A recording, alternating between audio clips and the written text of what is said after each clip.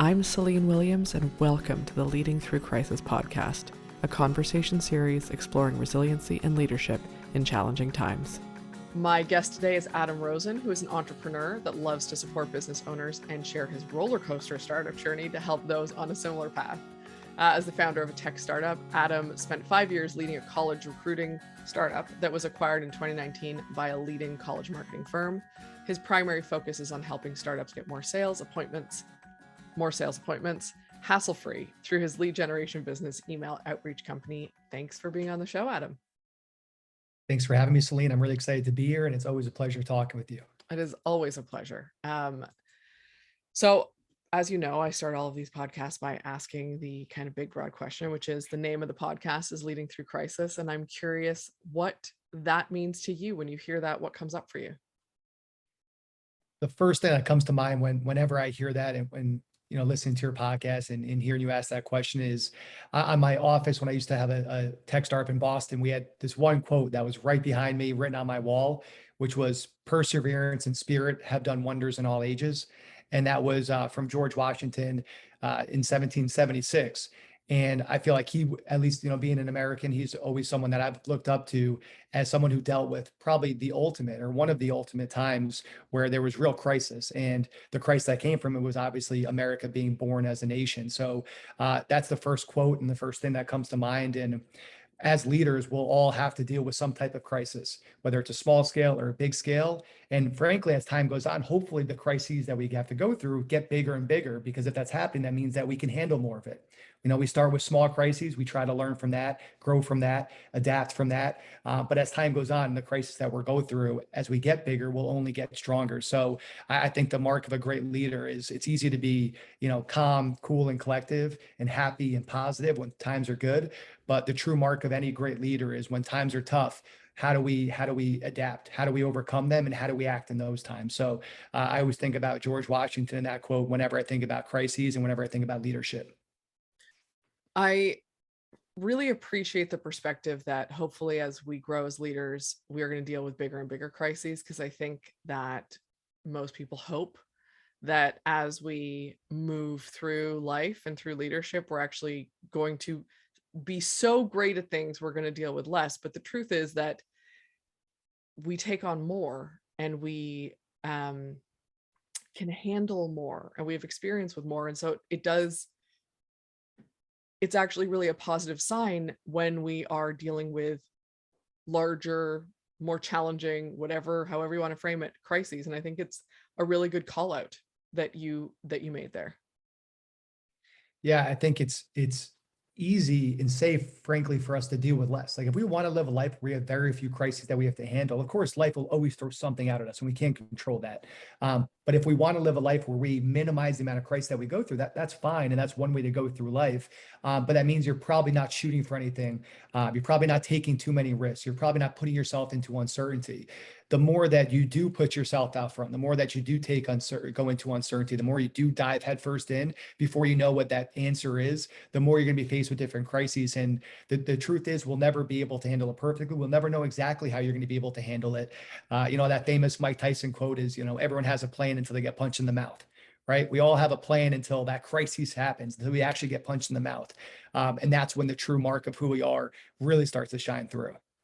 Well, because it's always easy to, I talk about this in culture and because, the work I do is in culture and leadership. And I talk about this in culture and leadership in terms of self-management is it's really easy when the stakes are low and things are going well to be like, I know myself so well. I am the most emotionally intelligent. Our culture is awesome because we're all getting along. That is really easy when there is nothing going wrong, when there's no change, when there's no crisis, when there's no challenge. It's like, yeah, of course we're awesome because this is like a neutral position. It's really different when you are challenging yourself or you're stepping into areas of growth or you're taking something different on or change or whatever. That's where the proverbial shit hits the fan and all of that gets challenged. Exactly. That's when the mask comes off. We can all say those fancy quotes that we all, love listening to, those motivational speeches, like they all sound great. And we all want to believe that when crisis does happen, we'll handle it that right way. But when, as you said, when shit hits the fan, what happens? What do we do? How do we handle it? Do we handle it with grace, or do we start pointing the fingers? Do we go into the fetal position and go into the corner, or do we go to the front of the line? That's when I think, our true character gets tested. It's easy to say all the right things and do all the right things and be Mr. or Mrs. Positive when times are good and times are easy. But it's when the crisis does happen, that's when our true colors get displayed.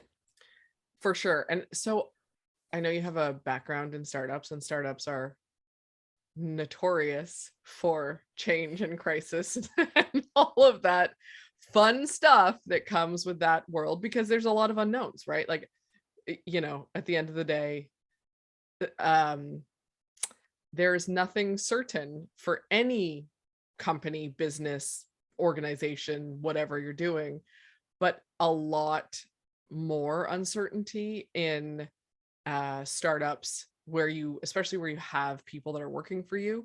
There's a lot more uncertainty and challenge there. And so I'm curious um, about the type of crises that you have faced inside of those worlds, and what you took from it, what you learned, what some of that story is, because I'm guessing there's a lot there. Yeah, I mean, we could go in a bunch of different directions here. Your choice, dealer's there, choice. yeah. So even just to give a couple of different examples, Yeah. and I can highlight, one specific, everything from we started my company. It was myself and two other co-founders. So it was three of us. As time went on, we added two more co-founders on the tech side of the house. So we at a time had five total co-founders, myself included. And I remember one of my business partners, good friends and mentors in the space who had run successful companies, was like, by the time, everything is said and done, you're going to have one other co-founder, tops, one other co-founder, tops.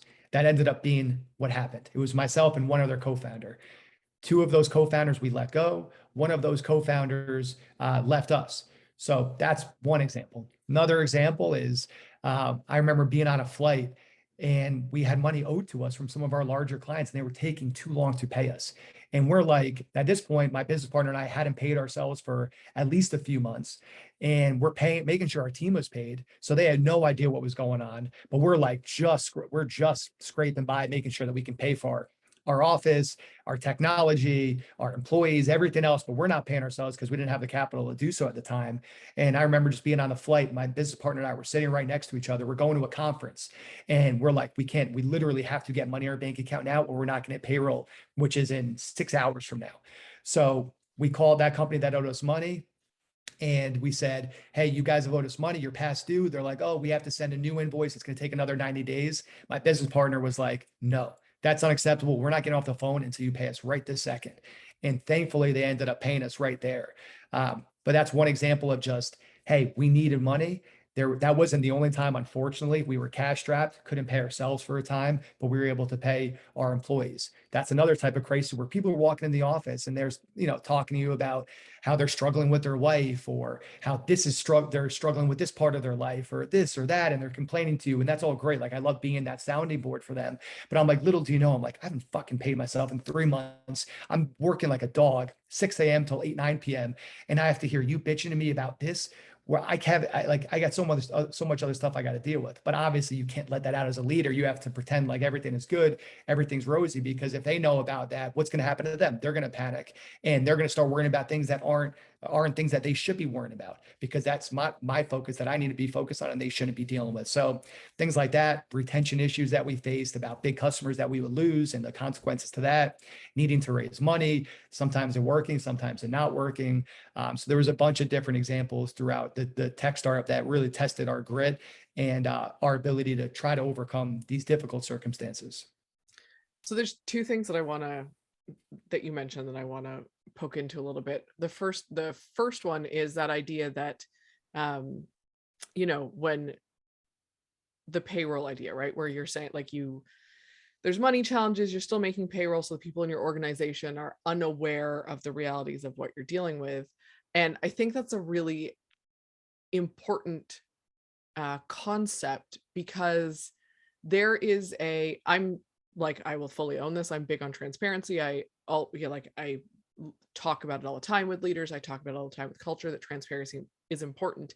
And it doesn't mean that everyone needs to know everything all the time, especially when they don't they it's impossible for them to have all of the context, and things aren't final or decided. So it's a matter of sharing appropriate information with appropriate people so that they know what they need to know and they know change is happening or there is a challenge, as opposed to here's every single detail of the challenge that you're going to worry about and can't do anything about. And I say that because what you're talking about there is really that it's not necessarily, I know you use the language pretending. I'm not saying I'm not, it's not necessarily pretending something is everything is okay.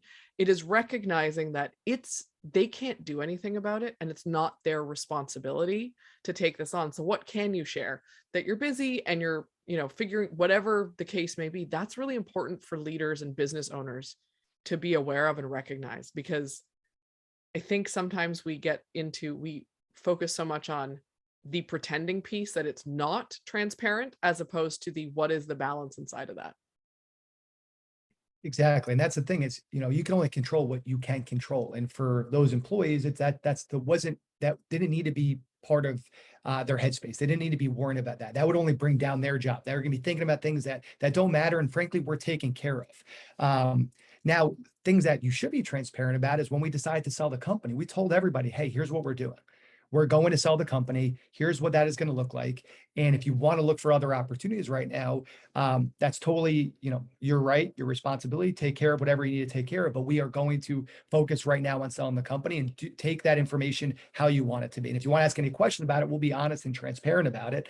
But like information like that, I thought was important. Hey, we made the decision. We're going to approach selling the company. And here's what that looks like on our side. Feel free to ask any questions. I think that's important when things like payroll, hey, you're getting paid until that stops happening. You don't need to worry about what we need to take care of on our side, which we are, by the way, taking care of. Yeah, 100%. And I appreciate that. And that's why I wanted to, I think it's important to talk about that people recognize that difference, because again, transparency, when we talk about it, and it's like authenticity or integrity or so many things. It's like this all or nothing concept that it's like, well, like all things, there's actually nuance and context that matters inside of it. The other thing I wanted to ask about was when you were the first story you were kind of talking about, which was like there were 3 co-founders and then 5 co-founders and then down to 1 co-founder. So I think it is that interpersonal piece when it comes to crisis is change, crisis, whatever you want to call it. That's real for every leader in every situation, whether it's a business partner or a peer or something. We all have situations that are challenging on an interpersonal level. And I'm curious and I appreciate it's not about sharing all of the dirty laundry. That's not what I'm, but like what was happening? How were the dynamics managed? What did you learn about yourself leading through that and getting through that you took on as a leader after? Because to me, those situations, there's always so much gold in them. Absolutely. It's such a good point. So the 2 of the biggest things I learned from my company, aside from like the more tangible stuff, like the importance of product market fit and sales and like more of those tangible things, like more of the human element. Because I was thinking, I used to always say when I started an entrepreneur accelerator program in school and I was studying entrepreneurship, and I'm like, everybody should be an entrepreneur. Everybody should be an entrepreneur. Everyone should be an entrepreneur. And I could not disagree with my old self any more than that. It doesn't make you good or bad if you're an entrepreneur. You're not an entrepreneur. Just that's not meant for everybody. Just like working for a Fortune 1000 company is not meant for everybody either. Like it's what's inside of yourself, what's in that DNA. And again, it's easy to say, 2 things really. One is when shit hits the fan, I'm going to be the one who's like takes it and I'm not going to run and hide. That's one big thing. And then 2, it's, hey, I can eat cereal and peanut butter for however long it takes. And I'm willing to work in a basement and I'm willing to make no money because I just want to be an entrepreneur. Like those 2 things are really easy to say before you actually do it. Those are 2 of my big learnings. Is one, I literally would eat cereal and peanut butter. I paid myself the bare bones just to survive, got myself in massive debt. I was like, could have made a lot more money elsewhere and was willing to work the hours and all that stuff. That's number one. Like I learned that entrepreneurship really is in my DNA because I loved in a weird way and maybe in like a weird masochistic way. I don't know. Like I love that like painful startup journey. Like I've really enjoyed that for whatever reason. But number two, and the reason why my business partner and I, who was one of my co-founders, one of my early co-founders, the reason we still work together today, and the reason why he's a brother to me, he's a best friend and my business partner, and we probably will be for the rest of our lives, is because the second thing, when shit hit the fan, I could have ran and I did it. He could have ran and he did it. That was the difference between, that's why me and him are still together right now. And that's the stuff that you can only learn when it's happening. When stuff, because I hear it with business partners all the time. I talk to a lot of entrepreneurs, friends that are entrepreneurs. So many of these business relationships don't work out because when stuff starts to get ugly, when stuff starts to get really tough, they run and they go to more safety. They run and go to certainty. And that's what my business partner didn't do. And that's what I didn't do. And that's why we're so close. And that's why I know no matter what happens, like we'll be all right and we'll power through it. But you only know that by going through it. Well, it's a really interesting point because that happens in, Fortune 1,500, whatever organizations as well. It just looks a little bit different, right? Because it is who are the leaders who are leaning into the hard conversations, who are leaning into the change, who are willing to say, okay, what are we going to do about this? Like, what is the plan? What are we going to try? How are we going to figure this out? Versus those that avoid or, place blame on other people or step out of the conversation or don't give feedback or whatever the case may be. And so I think it's a similar behavior. And I just say, I don't think it's only entrepreneurs that this happens with. I just think it shows up differently. And it's important to recognize that. I think of it as, I hate the language of lean in. No offense to Sheryl Sandberg, just because it's now really associated with that. Sure. But it is really like leaning into the hard conversations, stepping into the hard conversations, the hard moments, facing what's really happening, looking at what the opportunity is versus stepping out, avoiding, trying to seek certainty, which PS is a completely false. There's no such thing as certainty. So the fact that people get so like stuck on, I need something to be certain and sure and safe. It's cool. That where does that exist in the world at all? That's not real. It's an illusion and a belief. But that to me is that's really the thing is, are we stepping out or stepping in?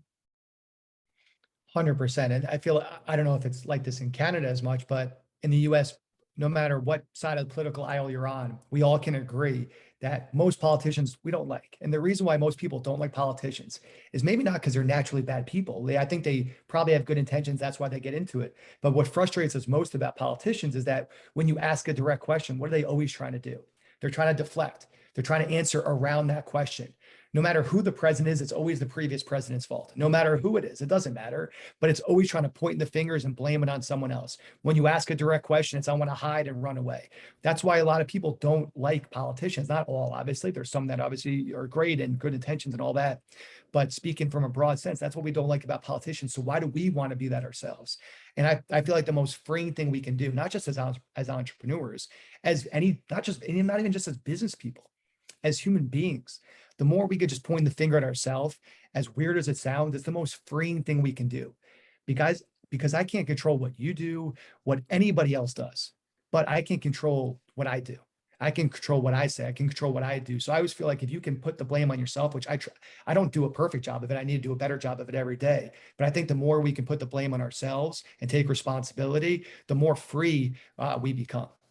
Well, it's the Serenity Prayer, right? Which is like, God, give me the whatever to change what I can change, not recognize what I can change, recognize what I can't change, and then recognize the difference. But that's not obviously the language of the Serenity Prayer is more specific, but that's basically what it is. Like, what am I in control of? What am I not in control of? And let me be able to recognize the difference between those things, because that is really what it comes down to, right? Like there's I don't know if you've ever read The Four Agreements, which is a book I talk about nonstop because I think it's simple and brilliant in so many ways. But one of the four agreements is that, the layman's version of it, he has way better language, is like, yeah, there we go. See, love it. I have it on my bookshelf behind me, but it is that it's like my pocket version when I travel. It's like the short version that's just so easy. It fits right in like the top sleeve of my backpack. So whenever I'm traveling and I need something to read, it's like the easiest, best reminder. But anyway, sorry, keep going. No, but I love that you have it, because that idea of, always do my best, that's a big piece of it, right? Is like, if I'm always doing my best, then that means I'm also examining that I'm always doing my best. And there is an element of reflection, of self-reflection as part of that, so that I know I'm always doing my best and I can course correct. And it doesn't mean it's perfect. And you might learn something and like we all get better in different information, and that's fine. But that's a big piece of it, is if we're not looking at ourselves, if we're always looking out to blame or to deflect or to avoid, then we're never actually getting the lesson or learning from the situation about who we are, whatever the next thing may be. And that's a huge missed opportunity. Absolutely. And that's why I think another one of the agreements is like being precise with your word. And that's another big thing is when you say you're going to do something, do it. And that was my biggest, I feel like a lot of things that frustrate us most with other people is when we hate that most about ourselves. And that was always my biggest beef with my old self, like in high school and early college days, was I felt like I would overpromise and underdeliver. And now I always try to I'm almost drastically try to be opposite of it, is I'd rather underpromise and overdeliver. And the more we do, because as a leader, it's like you can only BS for so long. Eventually, people are going to start to see, hey, there's a trend. You say one thing, but you don't ever live up to that. And nobody wants to work with people that they don't believe will live up to what their word. If your word stops meaning something, then you can never lead. You can't do anything. You can't have a relationship, personal relationship, professional relationship, anything. No one will want to work with you. So I just think being precise with your word, and then exactly what you were sharing, the more we could do that as leaders, the more we can lean in into taking the blame and not pointing the fingers, the more freedom we'll have, the more people will respect us. And will accept our mistakes that we will inevitably make. If we Yeah. make a mistake, but we're willing to take the blame, we're willing to put the weight on our shoulders, people will respect that. And that's, I think, something that I always try to do. Again, I'm not perfect at it, but it's always a work in progress for myself. It's not about, no one's perfect at anything. Perfection is an illusion, right? Like when I talk to people who are, they will talk about a fear of not getting it right or not being perfect or whatever the case may be. I'm like, cool, what is perfect? Mhm. And the fun thing about asking that question is nobody has an answer for what perfect looks like, because it's this nebulous concept that we've taken on and we talk about. And it's like, there's no such thing. There's no such thing. So if we remove that idea, and it's just like, of course you're not perfect. None of us are, nothing is perfect. Nothing is perfect. And even if you were to say, this is what I think perfect is, it's going to change tomorrow or 6 months from now Mhm. or whatever. So let's just all do our best, and let's just learn from what we can learn from, and recognize that we are all growing in a work in progress. Especially if we are in any kind of leadership role at all, we need to be recognizing that even more so, because the impact it has. Mhm. And I think that starts even just with empathy, having empathy for others, having empathy for ourselves, and knowing that we're not there that, but as long as, like you said, we're doing our best and we're trying, as long as other people are doing their best and they're trying, I can always forgive that. Of Like course. any employee that I had or have, they're going to make mistakes just like I will make a mistake. As long as they learn from that mistake and hopefully don't make that same mistake twice, I can live with it. It's the lazy mistakes, or more importantly, the mistakes where they lie. When you catch someone in a lie, it's over for me. Yeah. It's over for me. Like if you lie, then once we lose that trust, it's almost impossible to regain that trust. That's not just with an employee, that's with the customer, that's with anything. Trust is so important. And again, that's why just talking about what you were mentioning, the 4 agreements, is such a powerful reminder every day. Because one of my mentors, he always said to me, Adam, it takes a lifetime to build your reputation, but just one moment to lose it. Just one moment to lose it. And that's why it's so important to be impeccable with your word, which is what it is from 4 agreements. Yeah. But Yeah. yeah, I absolutely agree with what you're saying. And I think the other, and I'm going to note this for someone who might be listening, who is like, impeccable with your word sounds like that sounds impossible. I would say there's also, remember, you're doing your best inside of that. So that is Mhm. also not this nebulous idea of perfect. People are going to make mistakes. Be impeccable with your word is a work in progress, like all of these things are. You want to do your best. And when you're not impeccable with your word, like I talk about this on the podcast all the time. I have ADHD and I am a forgetful zone of many things Mhm. quite often. But I will always, and when it happens, I will always be like, on me, my bad. I never try and pretend it didn't happen, because that's part of the be impeccable with your word, in my opinion. And the, always do your best, is being able to recognize, yeah, I screwed up. I forgot about that thing. I missed a deadline. I missed a date, whatever it is. But I'm going to own it for what it is and step into it and deal with it. And here's what we're going to do about it. And that, I think, is really important to hear as part of because you're right, be impeccable with your word is so important. And people hear that and I think they go, I can't be impeccable with, I can't know everything that's going to happen. Of course, yeah. Like if you say, hey, let's go grab dinner on, next Tuesday night at 7 p.m. And then Tuesday at 2 p.m., it's like, oh my God, I'm so sorry. I'm not feeling well, or I'm so sorry. Something came up, or I'm so sorry. Like I have this thing going on, or whatever that is. I can't make it. Like, that's okay. That's life. That's what's always will happen. It's not about being perfect again, but it's just, if the more you can get the reputation as, hey, what I say, I do. Yeah. And what I mean is what I say. Like, the more people believe the words that come out of your mouth, the more life just becomes fun. Yeah. The more you're always trying to convince people, like, no, I'm going to do this. No, I'm going to do this. No, I'm going to do this. It's like, no, that's when it's like a constant dogfight. And that was, again, because I used to be like that, in high school. Like, I would feel like I would always overpromise and underdeliver. I hated that about myself. And that's what always frustrates me with other people is we're not perfect. You can't expect people to be perfect. But when people start to get a reputation of overpromising and underdelivering, it's just a really difficult thing to come back from. Yeah, I completely agree. So I want to ask this question because we're, getting to the end of the time we have today, but I'm curious, is there anything that we talked about that you think is really important to emphasize or, come back around to, or something that we didn't get into when it comes to leadership and change and crisis and all that stuff that you really want to make sure we spend a few minutes on? Yeah, because I think the business partner piece is so important. And the reason why is because it's not just if you're a founder and you have a business partner, business partners. Like you mentioned, this is something with big companies that you work with the executives. It could be just team members. It could be employees. It could be a romantic partner that you have. It could be a friendship partner that you have. Like, I feel like it's so important. The more we can learn how to cultivate these tight relationships, and if you have that, I think it's such an asset. So, for example, like my sister, she's a solo founder. I think that's incredibly difficult to be a solo founder. I've never been a solo founder, really. As a sole proprietor, I've done work as a solo person, but I never built a business by myself. And I think the greatest asset to me building, my current business and my previous businesses is that I have a great co-founder that I trust and that I know is going to do what he says and that we can work together and build with.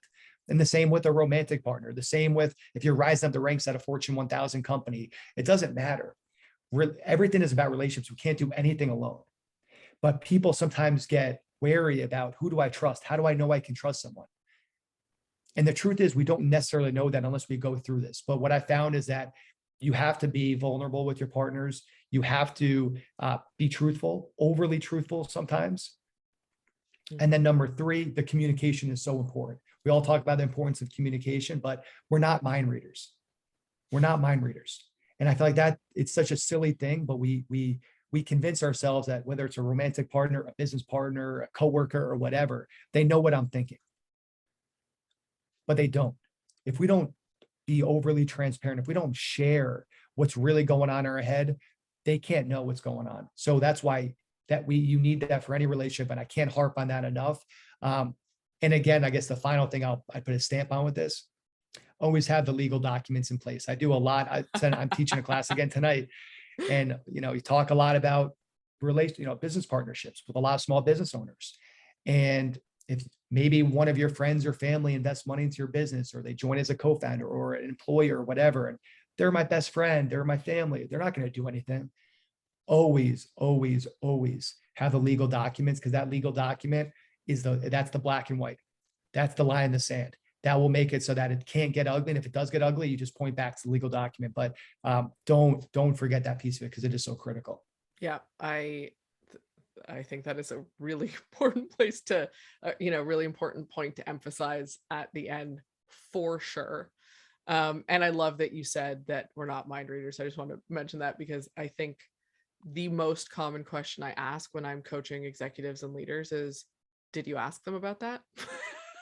And it's like, I feel, so it's funny because it doesn't make a difference who we are, what our relation, and actually the closer we are to people and the more we think we know people, the less we ask questions, because we run from our assumptions on I know how that person's going to behave. It's fine. Right. And so I think it's really important that you mention that and that we emphasize that, because that gets worse, not better, the more we know people. So let's note that. and not try and read people's minds. Adam, where can people find you online? It'll go in the show notes as well, if someone's listening and they don't get to the show notes. Yeah, if you want to check out my company, it's Email Outreach Company. The website is eocworks.com. I'm most active on for social media on Instagram. You can find me at Adam I Rosen on Instagram, or at LinkedIn. It's just /Adam I Rosen. So yeah, anyone who wants to connect, chat it up. I'm pretty easy to access through those two areas. Amazing. Thank you for joining me today. It was a great conversation. I really appreciate you taking the time. No, that was a lot of fun, Celine, and I appreciate you bringing me on. Anytime. Thanks for joining me today on the Leading Through Crisis podcast.